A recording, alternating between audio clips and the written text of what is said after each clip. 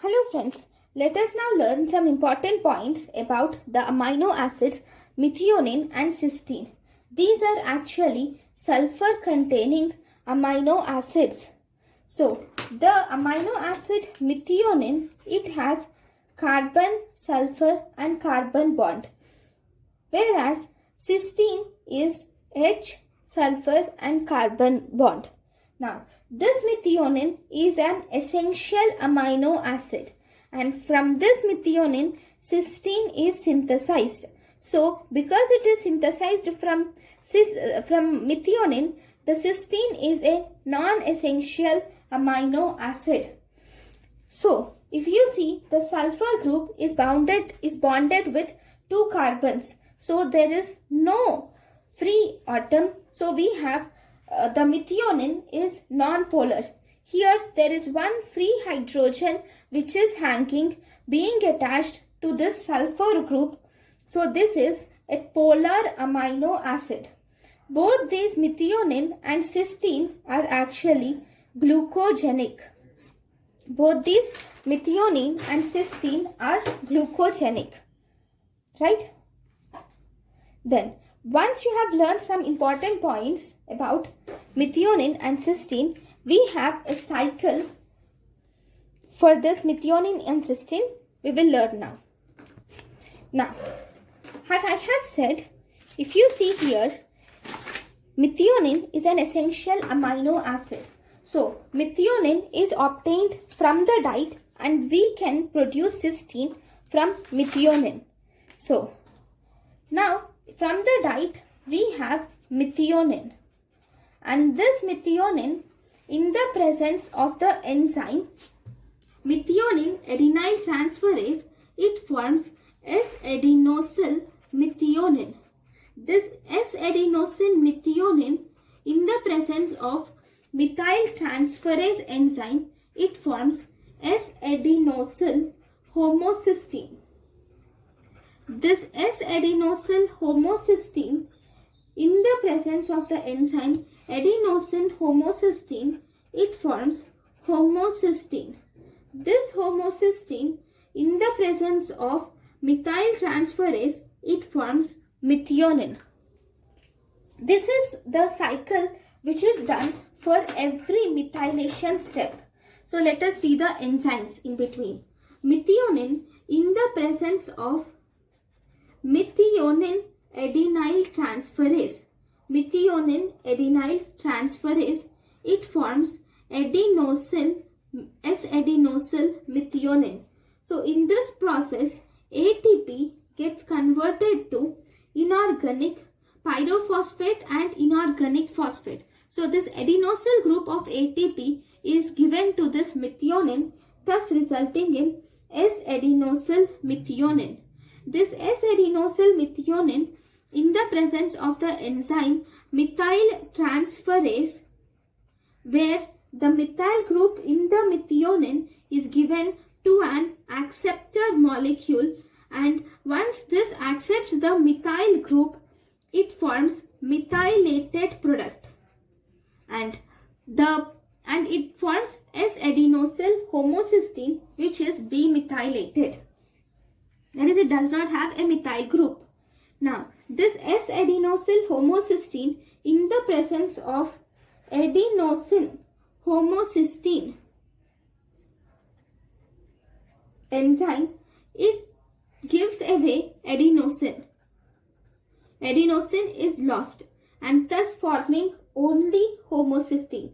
This homocysteine now gets methyl group, accepts the methyl group, that is homocysteine methyl transferase, and it forms methionine at the end. So this homocysteine methyl transferase has accepted the methyl group and it formed methionine. Now, if you see, among all this, there is one step which requires the vitamin B12 and folic acid. That is, conversion of this homocysteine to methionine in the presence of homocysteine methyl transferase. I have told that methyl group is added in here. This methyl group is obtained from methylcobalamin. Methylcobalamin will give this methyl group to the homocysteine, thus forming methionine, and this methylcobalamin gets converted to cobalamin. It loses its methyl group and it forms cobalamin. Now, right, this cobalamin has to give, this methylcobalamin has to be reproduced for this reaction to carry on. So this occurs with the help of the enzyme, with the help of tetrahydrofolate. During the process of conversion of this cobalamin to methylcobalamin, for restoration of methylcobalamin, N10 methyl tetrahydrofolate gets converted to tetrahydrofolate. That means the folic acid gives its methyl group to the vitamin B12 or cobalamin. Then this cobalamin gives its methyl group to homocysteine, thus at the end resulting in the formation of methionine. Right? Now, this is the cycle. Why is it very important? Because this has one important clinical implication. We have a term called as folate trap.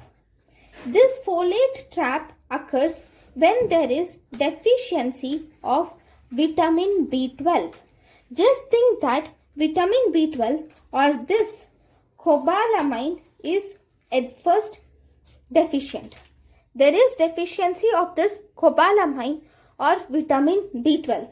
When there is deficiency of this cobalamin, the conversion of N10 methyl tetrahydrofolate to tetrahydrofolate does not occur. Right? So as a result, this N10 methyl tetrahydrofolate is accumulated, and this process where the folic acid is present in our body but it is not useful to carry out its process is called as folate trap. Then we have told you that there is an acceptor and there is a methylated product which is formed. Now we will see the enzymes which will, the examples which will act as acceptor and methylated product. So during this reaction, I'm writing this reaction again, S-adenosyl methionine getting converted to S-adenosyl homocysteine, there are a series of many different amino acids which accept the methyl group from S-adenosyl methionine and gets converted to S-adenosyl homocysteine. The examples are the norepinephrine. Catecholamine norepinephrine accepts the methyl group and it forms epinephrine. There is an cephalin accepts the methyl group and it forms the phospholipid lecithin. Then guanidoacetate accepts the methyl group and it forms creatine. Acetyl serotonin accepts the methyl group and it forms melatonin. 7-methylated guanosine accepts guanosine capping also occurs with the help of this enzyme. 7-methyl guanosine capping also occurs with the help of this enzyme. So this is about this methylation cycle. So thank you guys for watching my lecture. Thank you.